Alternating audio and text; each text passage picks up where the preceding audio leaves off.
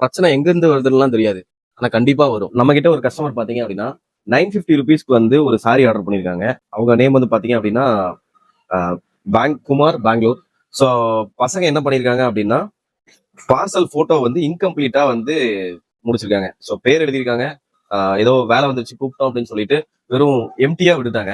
பெங்களூர்ல டெலிவரி ஆக வேண்டிய பார்சல் வந்து பாத்தீங்க அப்படின்னா மும்பைல டெலிவரி ஆயிருக்கு. ஸோ இதை நம்ம எப்படி கால்குலேட் பண்ணி நம்ம எப்படி ரீடைரக்டிங் பண்ணி நம்ம வந்து அந்த பார்சல் கொண்டு போய் சேர்த்த போறோம் அப்படின்றது தான். ஸோ அதுக்கப்புறம் நம்மளோட டேஷ்போர்டு.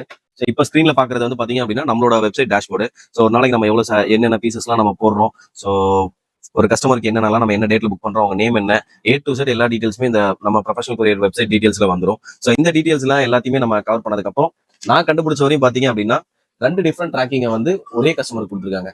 ஸோ அத ஒரே இஷ்யூஸ்னால தான் இந்த வேலை நடந்திருக்கு. என்னன்னா அவங்க ஒரு ஒரு கஸ்டமர் பேர் வந்து குமார், இன்னொரு கஸ்டமர் பேர் வந்து என்எஸ் குமார். ஓகேங்களா? ஸோ என்எஸ் குமார்ன்றது தான் மும்பைல டெலிவரி ஆக வேண்டியது. இத 2 கன்ஃபியூஸ் ஆயிட்டு பசங்க வந்து என்ன எங்க தப்பு நடந்துச்சுன்னு தெரியல. அது எங்க கண்டுபிடிக்க முடியல. ஸோ அதையும் நான் இன்னும் கூடிய சீக்கிரத்துல கண்டுபிடிச்சோம். பட் ஆனா மேக்ஸிமம் வந்து இன்னொரு 2 to 3 டேஸ்ல வந்து மும்பைல இருக்க பார்சலை வந்து நம்ம சீக்கிரமா வந்து பெங்களூருக்கு கன்வெர்ட் பண்ண போறோம்.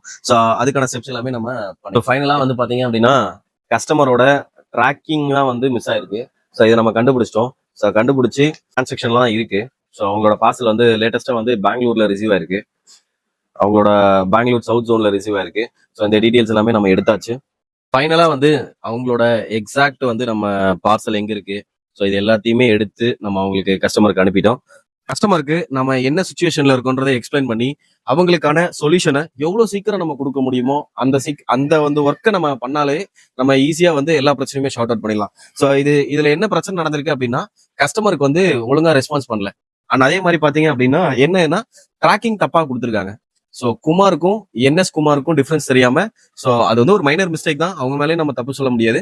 ஸோ இந்த ஒரு இஷ்யூஸ்னால மட்டும்தான் வந்து இந்த இந்த பிரச்சனை நடந்திருக்கு. ஸோ அந்த மாதிரி தான் நீங்களும் உங்க பிசினஸ்ல உங்களுக்கு என்ன பிரச்சனை வந்தாலும் கஸ்டமர்ட்ட அதை எக்ஸ்பிளைன் பண்ணுங்க. அவங்க கண்டிப்பா புரிஞ்சுப்பாங்க. ஸோ எங்களோட கிளைண்ட்டுமே புரிஞ்சுக்கிட்டாங்க. ஸோ எந்த பிரச்சனையும் கிடையாது. ஷார்ட் அவுட் பண்ணியாச்சு. பிரச்சனை முடிஞ்சு. தேங்க்யூ. இன்னொரு பிரச்சனையில இன்னொரு நாள் பேசுறேன். Thank you so much.